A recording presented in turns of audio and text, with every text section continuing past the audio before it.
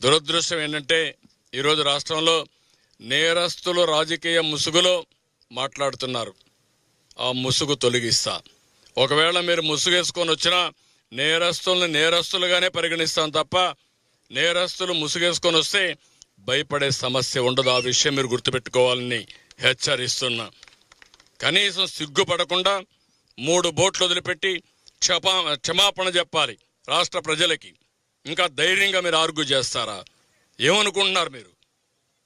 ఒకవేళ మీకు తెలియదు అనుకున్నా తప్పు తప్పే. తప్పు చేసిన వాడు ఎవడైనా సరే శిక్ష తీసుకోవాల్సిందే. అట్లా కాకుండా ఎదురుదాడి చేస్తే భయపడతారనుకుంటే మాత్రం ఆ ఆటలు సాగని. ఆ విషయం కూడా గట్టిగా హెచ్చరిస్తున్నా. ఈరోజు నేను చూస్తున్నాను, ఎంత ధైర్యం ఉండాలండి. సమర్థిస్తారా మీరు దీన్ని? 3 బోట్లు వదిలిపెడతారా? 30 టన్నుల బోట్లు కట్టేయరా మీరు? లంగర్ లేదా మీకు? ఎవడు